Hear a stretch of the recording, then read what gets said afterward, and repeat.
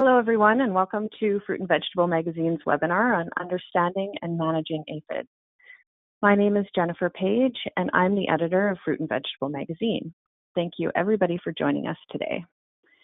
In this webinar, our presenter, Hannah Fraser from Ontario Ministry of Agriculture, Food and Rural Affairs will discuss aphids and how they impact tree fruits in Canada.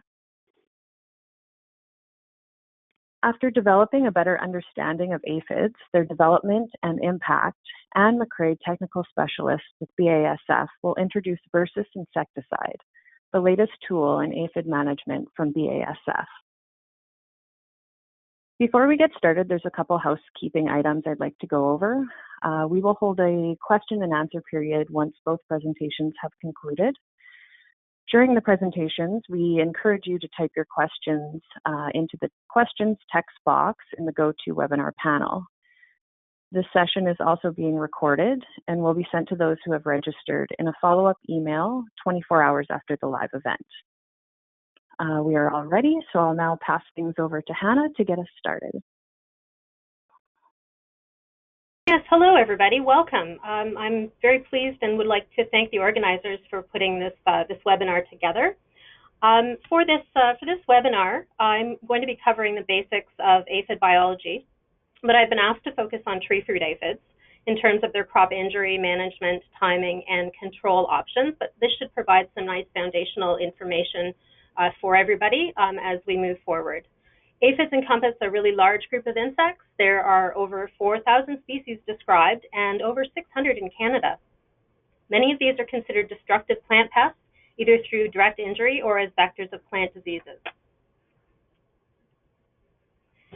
Aphids, which are also called plant lice, are small, soft-bodied insects that suck plant sap. They're a really diverse group, and even within a single species, there can be different morphs or shapes, sizes, and functions within a colony. They're small, relatively soft-bodied, 1 to 4 millimeters in size, and although we describe them as fragile, they're not quite as defenseless as you'd think. I wanted to get into this for this presentation, but don't have time, so stay tuned for another webinar. They do have piercing, sucking mouth parts, which of course is what they use to feed on the plants and what causes much of the injury to the plants that they're on. They're highly variable in terms of their coloration. They can have waxy or woolly coverings. They can have hairs on them as well. They can have wingless forms as adults as well as winged. They have long antennae that normally fold back over the body. They have 2 cornicles, those structures that you'll see on the picture at the bottom end of the aphid. These are sometimes greatly reduced in size, just really down to a pore, and these are used to emit alarm pheromones as well as some defensive compounds. And then there's that little cotta that you can see at the bottom, and that aphids will use to flick droplets of honeydew away from themselves as they're excreted. All of these features are important from the standpoint of aphid identification. Probably all the aphids that you see in today's presentation are relatively easy to distinguish from one another, but that isn't always the case depending on what crop you're in. I really like this slide, and I use it a lot in presentations because it illustrates a lot of the common life cycle of many species we find in Canada. Of course, there are variations. Many aphids that overwinter in Canada usually do so in the form of an egg, which is where they are right now, and it's often on perennial hosts. In the springtime, when the daylight hours start to increase and the temperatures rise, those little eggs will hatch, and the developing nymphs will start to feed on nearby plant tissues, such as the leaf or flower buds. All of these nymphs at this time would be females. They molt several times, and when they reach maturity, these females start to give birth to live nymphs. All of them are clones of one another, and they in turn mature and produce offspring of their own. Typically, they'll produce several wingless generations in the spring, and then a winged generation that moves on to other hosts of either the same plant species or alternative summer hosts. Most aphid species feed on one or a few related hosts, while some, like the green peach aphid, have a large range of hosts. Winged females are also produced during conditions of crowding. Several generations may occur on summer hosts, but eventually those females will move back to overwintering hosts. Males are produced, these mate with the females on the overwintering host, and females lay that overwintering egg. This asexual mode of reproduction, combined with a short generation time, allows aphids to rapidly attain high population densities that can injure crops. So aphids do occur in colonies. Sometimes they can be really dense. In this slide here of lupin aphids, you can see adults and you can see nymphs of various different size and age. You can see some winged adults as well. You can also see a cast skin, which is left behind when the aphid molts to the next stage. And if you look closely, you can also see a couple of yellow larvae, which are predatory midge that feed on those aphids. We'll talk briefly about natural enemies and biocontrol later on in this presentation. So aphids feed on the sap using those delicate nose parts that we call stylets. They're generally phloem feeders, but they'll also feed on the contents of the xylem, or the outer layer of plant tissues. Even though the injury they produce may look small relative to an insect with, let's say, chewing mouth parts, their feeding can produce profound changes in the plant, especially when they're present in really large numbers. Direct injury results in a variety of symptoms, including reduced growth, reduced vigor, mottling, browning, curling, or the development of galls, and in some cases, the death of the plant. Indirect injury includes the production of honeydew that encourages the development of a dark sooty mold. And that sooty mold is visually unappealing, but it can also block sunlight and reduce plant vigor. But honeydew can also attract ants, which protect aphids by warding off predators and parasitoids, and in some cases can affect the degree of biocontrol against aphids. In addition, of course, aphids are really important vectors of plant diseases. With the exception of a few highly generalist aphid species, most specialize on just one or a few closely related plants. Winged females have to make important decisions when they're deciding where to land and start producing their small armies of nymphs.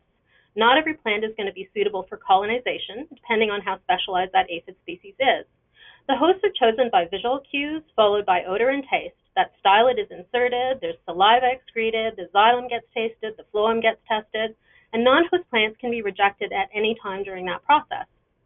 One of the other things that is challenging from an aphid standpoint is that the sap is really high in sugar, which creates problems with water balance in the aphid, and it's also very low in essential amino acids. So to compensate, the aphids excrete lots of honeydew, and they have an obligate relationship with endosymbiotic bacteria that provide their hosts with these essential amino acids in exchange for a place to live.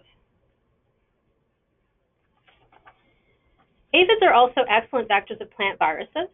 Viruses can modify the chemical and physical properties of plants such that they can be more or less attractive to aphids, which is really adaptive for the virus in terms of getting spread. So there's two general types of spread by viruses, non-persistent and persistent. Non-persistent transmission is virtually exclusive to aphids, who pick up the virus particles during very brief stylet penetrations of the epidermal layer, and as that aphid is just initially tasting the plant, so very short little feeding probes.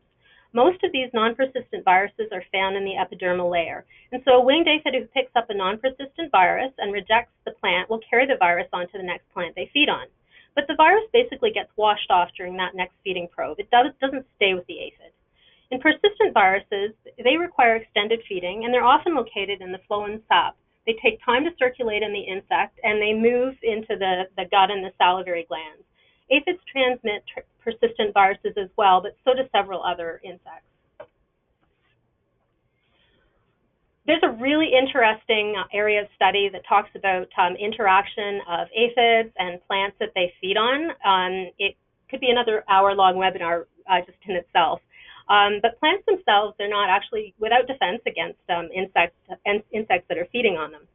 They have different surface waxes that can act as physical barriers. They have hairs on them that can be irritating and affect the movement of aphids.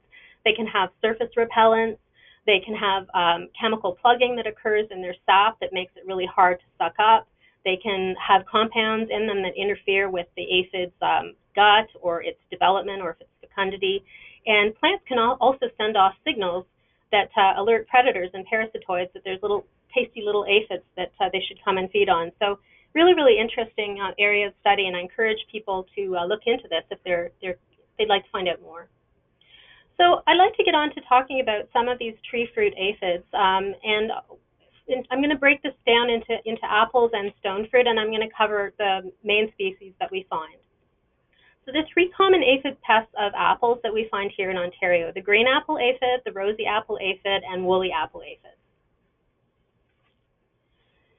So green apple aphids are green. They have black cornicles, they have black legs, the antennal tips are black. The nymphs are ranging in color from kind of a yellowish green to a darker green. The adults are also relatively dark green, and they can be winged or wingless. Those winged forms have a darker head and a thorax. You can see them on the left-hand side. The winged forms tend to be narrower and less fecund than their flightless counterparts because some of the energy needs are diverted to that production of wings. But both the winged and wingless morphs are about 3 millimeters in length. Note that the green apple aphids you're looking at may actually be Spirea aphid, which looks like green apple aphid and has displaced it or coexists with it in apple in many areas. And I also wanted to point out that ant in the picture above. I mentioned the presence of ants can influence the level of aphid biocontrol, and we'll often see ants tending green apple aphid and especially rosy apple aphid, much like a herd of cattle. It's a pretty interesting area of study, again, looking at the negative impacts of ants on biocontrol. In terms of the biology of green apple aphid, this overwinters, and it's one of many that overwinters on the bark of apple, and later we'll talk about prunus. But they overwinter as shiny black eggs on smooth twigs and suckers at the base of buds on terminal shoots. They will hatch as the buds begin to expand from silver tip to about half-inch green. There can be multiple overlapping generations per year from bud break to late summer when those sexual forms get produced. And the winged females can move to new trees anytime during the season.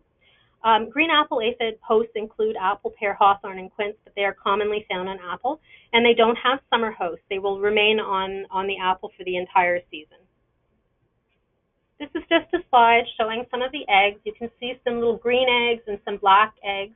Those green ones were probably more recently laid. They will darken over time. And the egg is the stage of the aphid that is able to resist our cold temperatures here in temperate regions.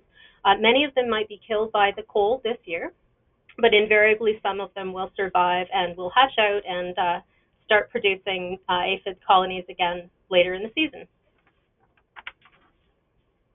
So, green apple aphid, they will feed on the developing leaves. They're usually found close to major veins on the underside of the leaf. Sometimes if there are lots of them, they will spill over onto the other side. And they are often found in really large numbers. You will find them on shoots and on water sprouts, and sometimes you'll find them on the fruit. When they've been feeding on fruit, you'll see them as little red spots that usually disappear by harvest time. Lush terminal growth really promotes population increases of green apple aphid and other aphids, and the numbers tend to decrease after the terminals harden off. So over-fertilization really needs to be avoided where possible to prevent excessive terminal growth because, again, this attracts the aphids. Summer pruning can be avoided until terminal buds have set to prevent that shoot regrowth. And just pay attention to the weather because in years with abundant rainfall, when there's a flush of regrowth, we really see green apple aphid numbers rebounding. So in terms of the injury, green apple aphid sucks sap from leaves, and the feeding doesn't really harm established trees so much, but it can reduce the bud size and internode length, so it can stunt young trees, and it can affect the tree architecture. The visual appearance of green apple aphids in trees is often worse than the injury caused by their feeding, such as that copious amounts of honeydew. You can see that on the right-hand side. And then that subsequent colonization by the sooty black fungus that actually is feeding on that honeydew.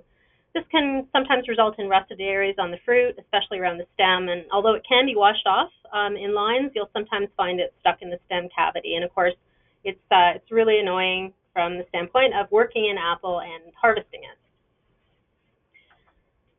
In Ontario, green apple aphid is rarely occurring at levels that require intervention. Our monitoring for it involves looking at about 100 terminals per block and looking at a percentage of the terminals with aphid colonies. The numbers that you see here of 400 to 600 aphids per terminal on 10% or more of terminals, people will usually do a rough estimate, but that 10% is important. But it's important for young trees, so for young trees, not big established trees. And of course, if natural enemies are present in the colonies 20% or more, you can often delay your sprays or eliminate them entirely. And that slide is just showing that activity period as a reminder of when they're active in apple. So I wanted to move on to the next aphid in apple, and that's rosy apple aphid. This is a significant pest of apple in Ontario in terms of aphids, and in the other provinces as well. And early recognition that it's there and active is really important for successful management. In terms of describing the aphid, it's a dull pinkish color, can be purpley gray, and it has a bit of a waxy bloom on it. Not anything like woolly apple aphid, but it does have a bit of a waxy bloom to it. It also has very long cornicles and antennae. This slide here is just a close-up of one of the colonies there. You can see the nymphal stages of different sizes. You can see some mature females and lots and lots of cast skins. You can see that variation in color. So colonies are often quite dense, and the leaves are really heavily curled up. After a few generations, when conditions become crowded, the winged females will begin to appear. Rosies are rarely found attacking young and rapidly growing shoots. They tend to be restricting themselves to the foliage associated with flower stalks and young fruits. Their saliva is extremely toxic to apple. Feeding on the leaves of the fruit clusters can result in bunching or stunting, malformations of the fruit, which becomes noticeable as it gets larger. So there's some pictures there of the fruit that's been affected by rosy apple feeding. It's malformed. We sometimes have referred to it as pygmy fruit. The toxins in the saliva also serve as a stop drop. They can prevent the normal abscission around harvest time. And of course, chemically thinning fruit around infested clusters can be really hard. It can cause those leaves to curl up and become a bright crimson color. And that leaf curling does not usually become obvious until after petal fall. That saliva can also reduce growth of roots and woody tissue, and research has shown that this can have an important impact on young trees as they develop. So again, with rosy apple aphid, like green apple aphid, it overwinters on apple as eggs on the bark and usually at the base of the buds. And egg hatch usually will occur between about silver tip and half-inch green as well. And the young, as soon as they hatch, they really seek out the opening buds of the apple. They seem to prefer the fruit buds. They'll feed on the outside of the buds until the leaves begin to unfold, and then they kind of work their way inside the clusters where they'll continue to feed. There are usually 3 generations on apple, and then they will move on to their summer host, which is various plantain species. Sometimes we've seen a 4th generation of them here in Ontario, but usually they'll move out sometime mid-July onwards. We do have some well-established thresholds for rosies. It involves looking at fruit clusters, so quite early on, before the leaves are starting to roll up from their feeding injury. So if you're looking at about 100 clusters, so let's say 5 clusters from 20 trees in the case of small trees, or in the case of larger trees, about 10 clusters from 10 trees. And a cluster is considered infested if it has more than 20 aphids present, and if more than 5% of the clusters are infested, it's time to treat for rosies, noting that even a single aphid can actually cause some injury that's detectable.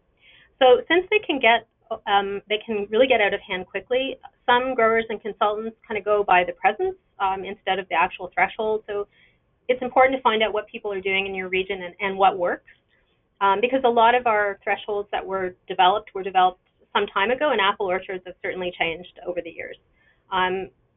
Growers in 2017 got really hit hard by both rosies and green. It was kind of cool and wet, and there was lots of lush growth, and we saw lots of malformed fruit that year. In particular, rosy apple aphid was really high. So I've been reminded to warn people to watch the weather. And of course, there are some varieties that are more susceptible, like Cortland, Ida Red, and Golden Delicious. So there are a number of different products that are available for rosies and green. I hope I've listed everything up here. Delayed dormant oil applications targeting European red mite overwintering eggs and scale insects can also help to suppress rosies and green apple aphid without affecting their predators. I mentioned that green apple aphid is not usually an economic pest for us, but rosies is in most years. And again, they tend to go unnoticed until that leaf curl damage is observed. But at that point, they're protected and they're harder to control, and they've already caused injury to the fruit. So they can really sneak up on you. The best timing for rosies is early in the season. And as I mentioned, there's a number of different products to choose from. Of course, it's important to pay attention to what group you're working with. and to avoid the tendency to grab for the same product all the time. You can also look at what other pests are present, and you may want to save some of your tools for later in the season.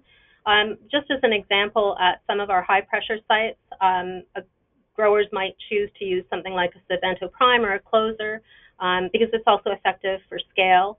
In Ontario, we have growers who are dealing with European apple sawfly, so they might use a Sail and Calypso to get that pest and at the same time hit their aphids. Again, if you have San Jose scale, leaf curling midge, and woolly apple aphid, Movento might be a good product, although it takes time to work. So you really take a look at what you have and what products you have and come up with a plan for how you're going to manage things through the season.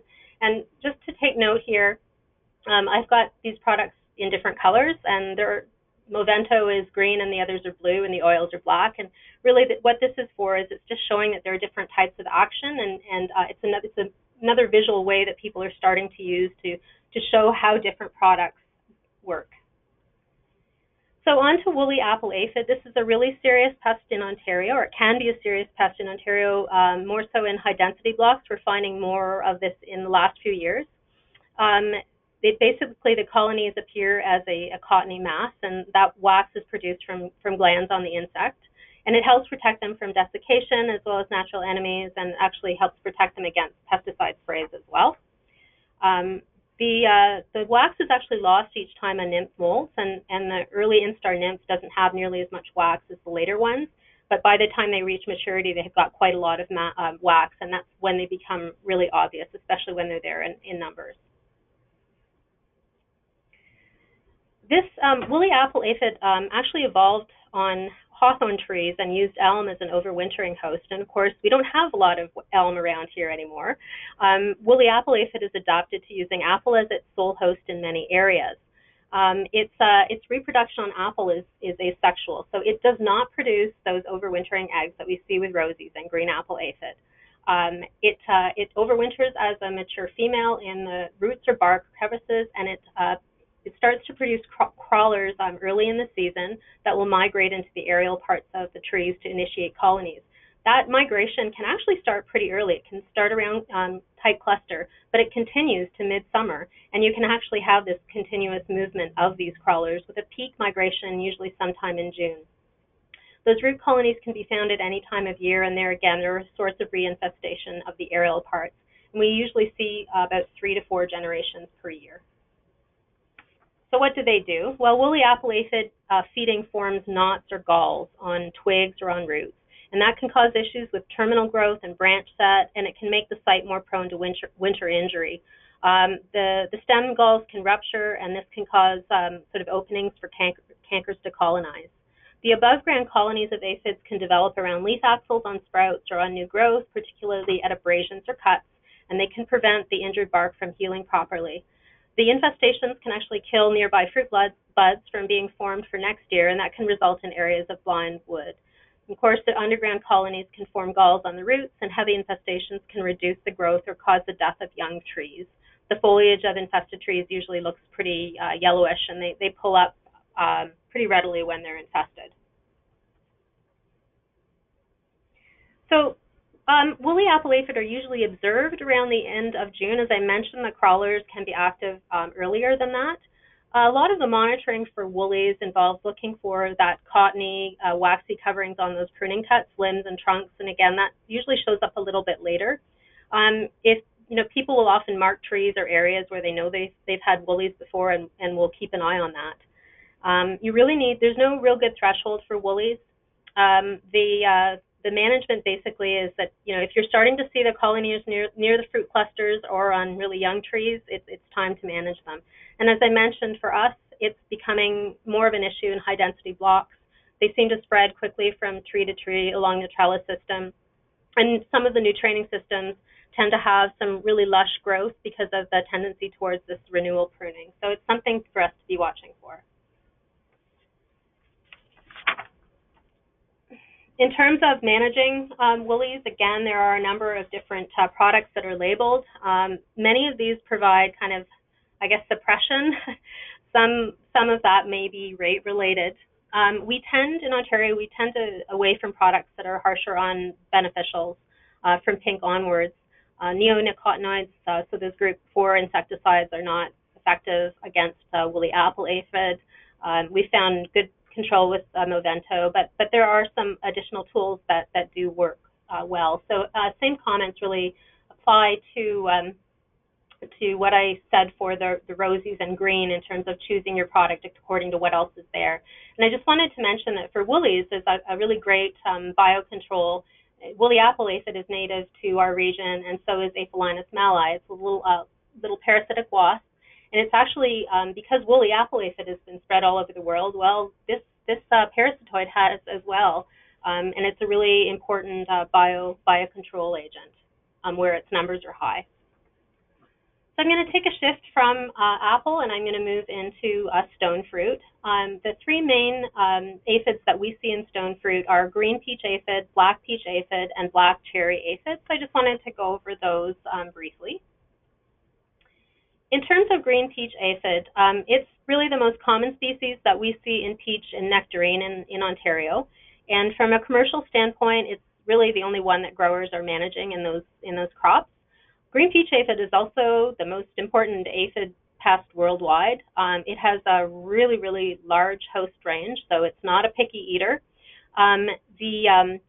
The adults are about 2 millimeters in size, and they can be really variable in color, greens, yellows, pinks, reds. The aphid is generally, I guess, it's kind of pale overall. It can have little dark tips on the cornicles. And I mentioned here the antennal tubercles, which was they actually had a picture of them early on, and I meant to show them to you or point them out to you. It's maybe not so important for the pests that we're talking about in apples from an identification standpoint, but if you were a vegetable producer, you might be in a crop where you've got multiple green aphids, and you do need to be able to tell them apart, and looking at those features and how they point away from each other or towards each other is important. This insect is also notorious for developing resistance to insecticides worldwide. This is just a picture of a close-up of some of the green peach aphid. They're often found along the mid-vein of the leaves.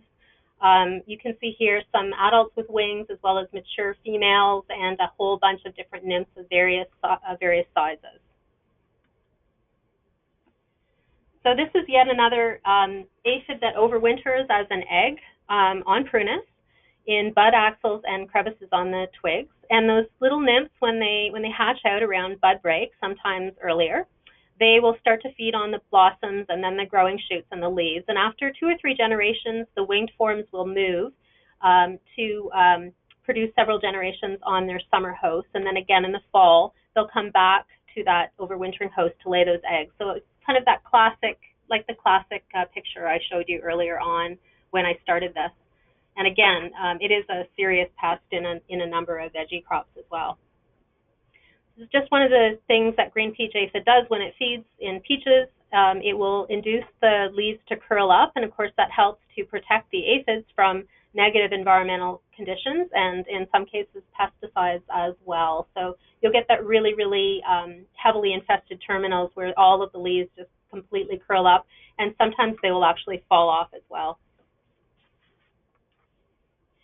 So green peach aphids, they will cause infestations on the blossoms and the new shoots, and that can cause the flowers and the leaves to curl up again and to stop growing. Sometimes you'll get fruitlets that stop growing, or they may not grow at all and they'll drop. You can get deformation of the peaches, and it's quite a serious problem in nectarine when the aphids decide to move on to the fruit, because that feeding causes streaks on the fruit, russeting and bumpy, and basically the fruit is unmarketable. So thresholds for aphids on nectarine is actually lower than it is for peach. Again, you'll see that sooty mode developing, where there's lots of honeydew on the fruit.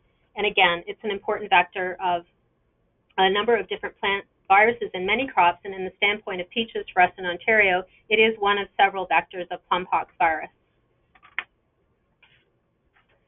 So black peach aphid is not really one that we find a lot in Ontario, but it is reported in other areas, including the province of BC, where it's pretty common.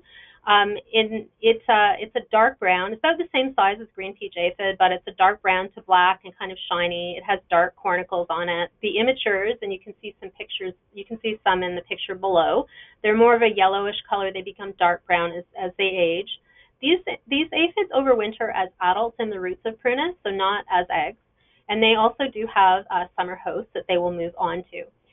The colonies will develop in leaves, causing injury that's similar to green peach aphid. But one of the things with black peach aphid is that it can cause colonies in the roots of young trees, and that can cause stunting in their growth and predispose them to other stresses. And finally, I wanted to cover black cherry aphids. So these aphids are a little bit larger than green peach aphid and the black peach aphid that I've already talked about. They're a dark brown to black, and they're quite shiny, and again, dark cornicles. And the nymphs are kind of an amber to a dark brown. They're really the only dark-colored aphid that we find attacking cherry. They do overwinter as eggs on the cherry, like in the bud axils, and their summer hosts are mustards and are mostly mustards, but they do have others as well. Some of the injury that you'll see with black cherry aphid is reduced shoot extension. You can find deformation of the fruits, blossom injury, reduced fruit size and yield. Heavy infestations can cause stunting of young trees, as with some of the other aphids we've talked about. Again, there are issues with the honeydew and the sooty mold and scorching of leaves. And it is important from a monitoring standpoint to look during and after bud break. So in terms of monitoring aphids in stone fruit, we don't have great thresholds for black cherry aphid. For peach trees, what we do is we look at the percentage of infested terminals. So if 30% or more of the terminals are infested, or if you're seeing more than 20 colonies per tree for peaches, it's time to take action. For nectarines, as I mentioned, the threshold is less. It's 10%, and that's because of that potential movement onto the fruit. So 10% infested colonies, or 5 to 10 colonies per tree for nectarines, or also for young or non-bearing peach trees, and even mature peach trees if they're under water stress. And you need to start looking for these sort of shortly during and shortly after bud break for signs of the aphids. In terms of controls for aphids, and I mentioned this for apples as well, is that sometimes delayed dormant oil applications that are targeting European red mite, as well as scale, can also help to suppress green peach aphid and black cherry aphid because they overwinter as eggs on the tree. And of course, there are a number of different insecticides that also are available. And incidentally, I think it's important, not all of these are registered on every single crop, so it's very important to take a look at the label to find out which pest is registered on, let's say, cherry versus peach or nectarine. And to verify the rate as well. But you can see there is a range of products, and again, that whole take a look at what's available and what other pests that you might be dealing with, and the time of year. Is it the right choice for that time of year, given what the pest is doing in terms of its development? So different areas may have different recommendations. Most of our control for aphids in stone fruit in Ontario occurs after petal fall, but it may occur earlier elsewhere. I wanted to show this slide here. It's a picture of our activity of insecticides on apple pests.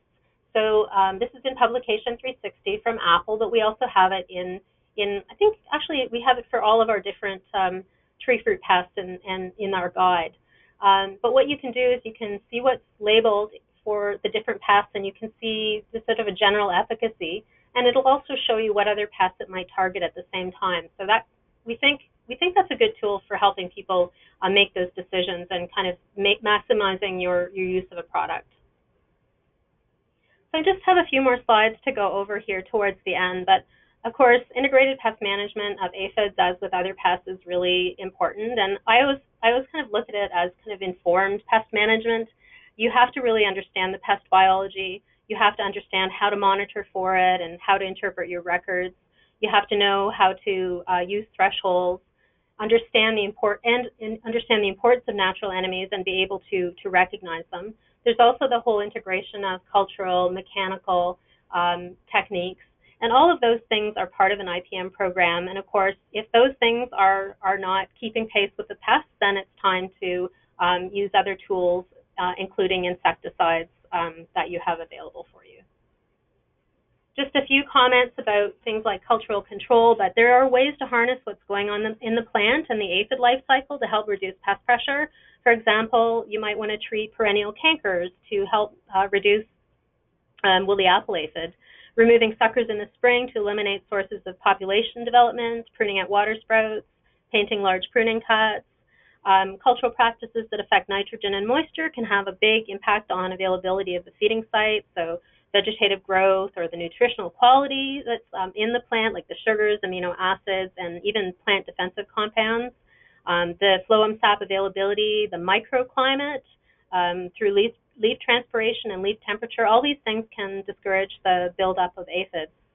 And again, I had mentioned nitrogen earlier when I was referring to aphid development. In some cases, reflective mulches can be used, perhaps not so much in tree fruit, but they can be used to help discourage colonization of migrating aphids in some of the veggie crops that we have. In some cases, they're resistant varieties, and in some cases, managing weed hosts can also have an impact on aphids, although perhaps not so much from the standpoint of our tree fruit aphids. Then there's the whole aspect of enhancing biological control. I mentioned that woolly apple aphid has a really important little wasp that will attack it that's native. But you can do things to encourage these bios, like providing them shelter and alternative food sources, so ground cover, flower strips, hedgerows. Consider their presence in action thresholds and look at the different products that are available using pesticides that are less harmful to beneficials when you have that opportunity. So there's a whole bunch of different predators that you can find in orchards: syrphid flies, lacewings, lady beetles, aphid midges. There's a few that you'll see when you're scouting.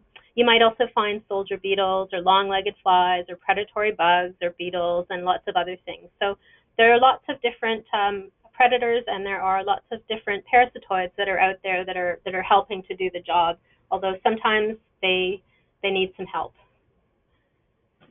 In terms of toxicity of pesticides, we do have some charts in our publication that people might find useful to take a look at. And I just threw this in here. It's a slide showing some of the ways that you can help promote bios in your orchard.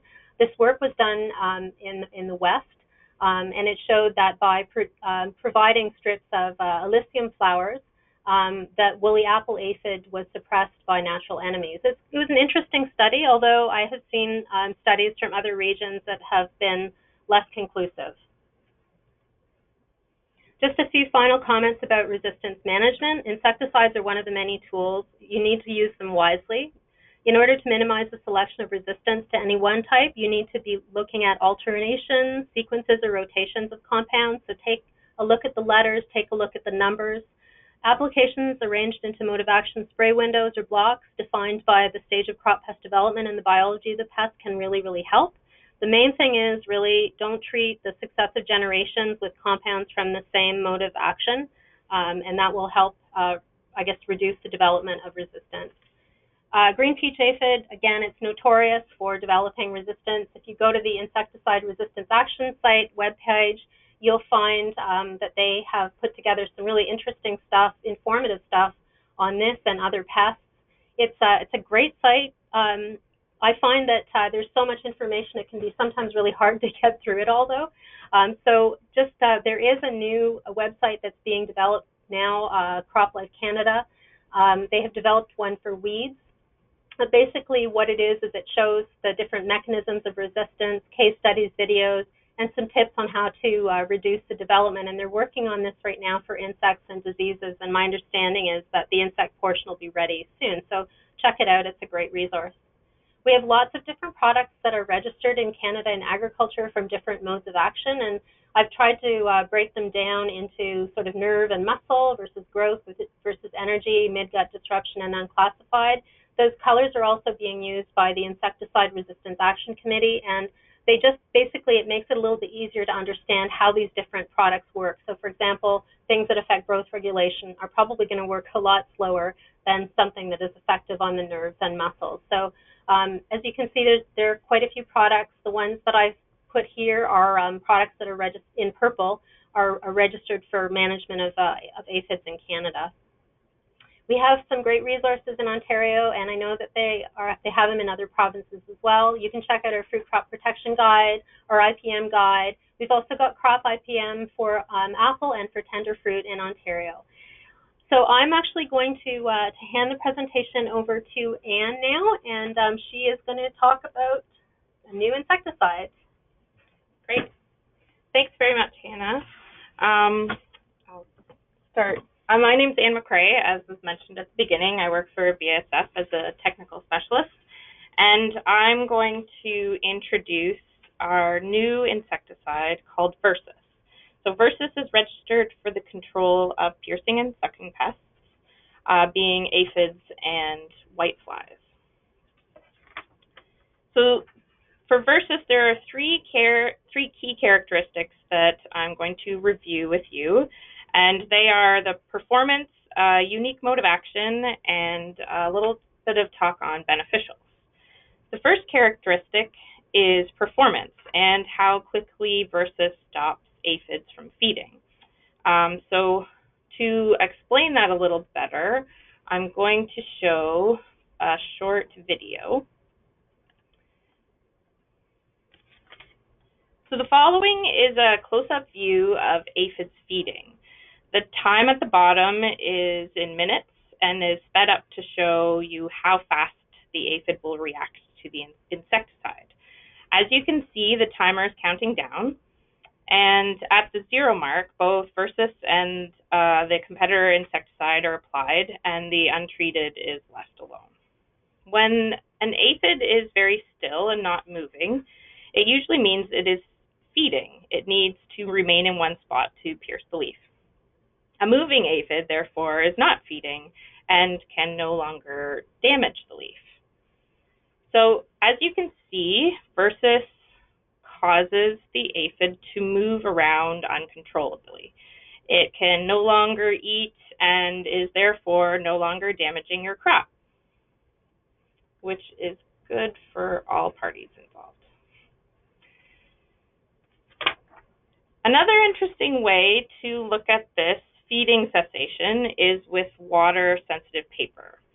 Aphids, while feeding, produce honeydew, as Hannah mentioned in her presentation, when they eat. Honeydew is a wet, sticky substance that can build up on the leaves. In this experiment, the amount of honeydew was counted in the form of droplets by placing a leaf infested with aphids over top of a small wheel with water-sensitive paper. And the honeydew droplets were tallied approximately every hour. So this graph is the result of that experiment.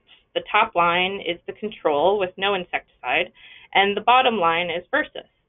Within the first hour, the droplets produced in the Versus treatment were less than half of those produced in the control. And then after about 24 hours, there are no longer any droplets in the Versus treatment, so feeding has completely stopped.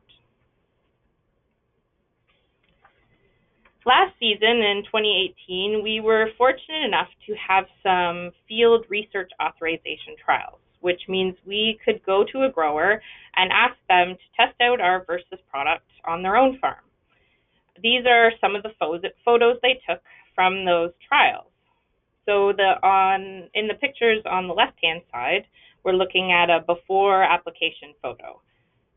In the middle two photos, we have 36 hours after application, and then the right-hand side, those two photos are 48 hours after application, showing the level of control of aphids.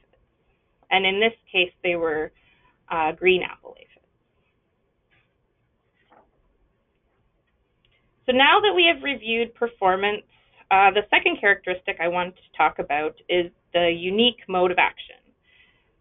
Versus is in a new chemical class, group 9, and a unique subclass 9D. This adds another tool in the toolbox for resistance management, as there is no cross-resistance to any other insecticide. This will help to prevent the the development of resistance or to manage populations that have already begun to develop tolerance to other chemistries. So I was briefly mentioned by Hannah about breaking down our insecticides. There are approximately 30 IRAC insecticide groups that can be sort of broken down into three major classes. The first are neuromuscular disruptors, the second respiration disruptors, and the third insect growth and development regulators. The first two, the neuromuscular and respiration, are fast-acting, and they usually see their effects within the first 24 hours. Growth and development regulators are slower-acting and take more than 24 hours to start to affect the insect pest. Versus, as we saw in the video, is fast-acting, and so falls under the neuromuscular disruptor.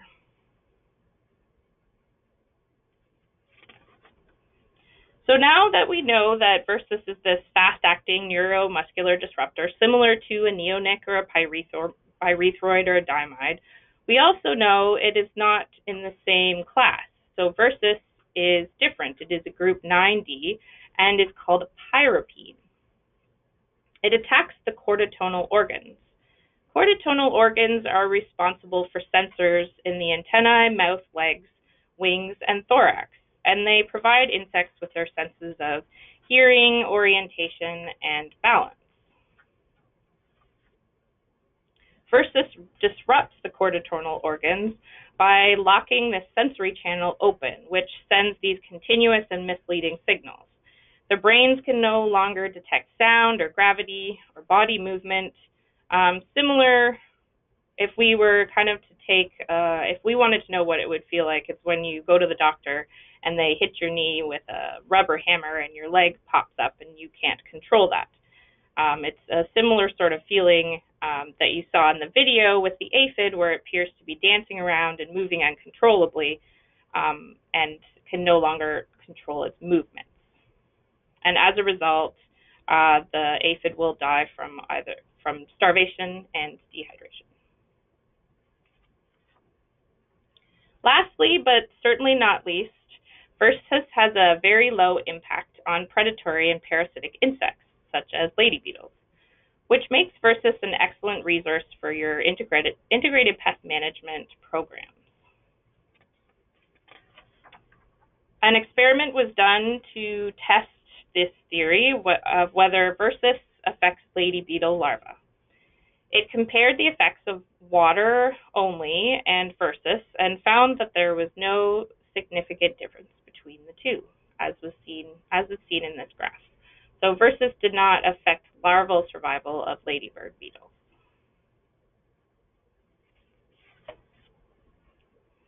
I also wanted to review some of our best management practices when using Versus. The most important management practice is coverage on the plant. Versus is translaminar, so that it will move from the top of the leaf to the bottom, but it is not systemic. So a high enough water volume should be used for full coverage of the crop to get best results. Adjuvants are not required, but can be used for that improved coverage. Some of the other management practices to be aware of are that the rain fast is 1 hour. It's stable at a wide range of pH from 4 to 9, and a range of minus 10 degrees to 40 degrees Celsius. So no issues with temperature. The following table lists all of the crops and pests that are currently listed on our Versus label. We have a broad range of fruit and vegetable crops, and I won't list them all, but you can see them there. I do want to touch on one question that is frequently asked when looking at the list for plum fruit. So under apples, we do control rosy apple aphid and green apple aphid, but we do not list woolly apple aphid. So I'll just kind of answer that. As we heard in Hannah's talk, that rosy apple aphids turn up very early in the season. So our recommendation is if you do have issues in certain parts of your orchard with woolly apple aphid is to use Versus very early in the season to cover rosy apple aphid, and that leaves other groups of chemistries that you can use later to control your woolly apple aphid.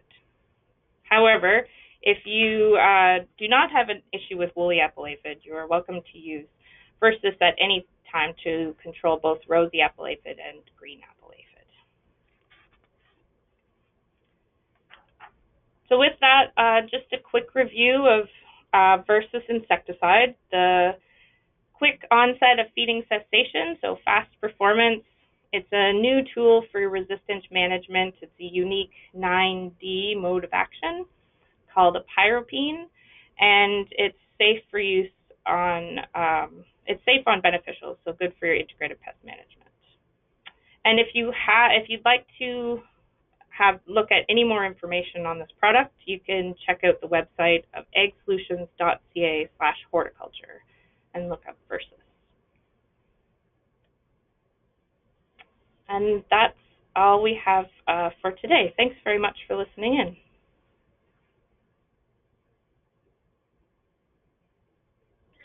Great, thank you so much for your presentations. We will now move into the question and answer session. I will start with this question here. When do the GPAs move away from apples to potato crops, and can overwintering populations transmit virus diseases? Okay, so the question was when do green peach aphid move off peach and onto summer hosts, including potatoes, and can they transmit viruses? So the green peach aphid usually has a few generations on peach before it will move off onto the summer hosts. Usually it will depend, obviously every year is a little bit different, but usually this will occur sometime in June. Often when the leaves of peach are starting to become maybe a little less tasty for the aphid, that's one of the reasons that they will move off. So it's really always important to monitor your summer crops, like your summer veg, for the incoming aphids that are occurring. Green peach aphids, yes, they do transmit viruses. I mean, there's a number of them. It's, as I mentioned, it's a pest of a lot of different crops. It feeds on a lot of different things. It's flying around sampling a lot of things, and it's like a dirty needle. A flying syringe is the way we like to refer to them. So yeah, the green peach aphid, it does move. There is some variability of when those alate or those winged forms will develop, but they will move on to their summer hosts, usually sometime starting in June onwards. Great. The next question, can Versus be used on high bush blueberries for aphid control, and what is the PHI? So currently we don't have high bush blueberries on our label for Versus, but BASF continues to study this product and in the hopes to expand the label and that. So there wouldn't be a PHI for blueberries, but if you do go onto the website eggsolutions.ca/horticulture, and just the label will be right there, so it can give you PHI for all of the other crops. Great. And just one more question here as we're running out of time. Any comments about bee toxicity and recommendations for bee safety? Sure. So this is Anne. I can give you, so for bee toxicity for Versus, field studies were conducted to show that Versus has no effects on honeybee colony development, but it can have like short-term effects for bee coordination. So with all insecticides as well as Versus, it's always recommended to reduce the exposure to bees in their habitat and not apply insecticides or not apply Versus during a crop's blooming period. So apply during times of the day when bees are not foraging, such as in the evening. when the bees are safely in their hives. Great. So that's all the time we have for today. Thank you, everybody who sent in questions. If your question was not addressed in the webinar, we will be following up with those questions after the presentation. So please don't feel that we are not going to answer your question, or not to send any more questions if you do have something that comes up following this event. And then once again, I would like to thank Anna and Hannah for their presentations today. I'd also like to thank BASF for sponsoring the presentation. As I mentioned previously, the session has been recorded, and we will be sending that out to everyone who has registered in a follow-up email. It will also be available on our website at fruitandveggie.com. I hope everybody enjoyed the presentation today. Thank you so much for joining us, and please stay tuned for future presentations from Fruit and Veg.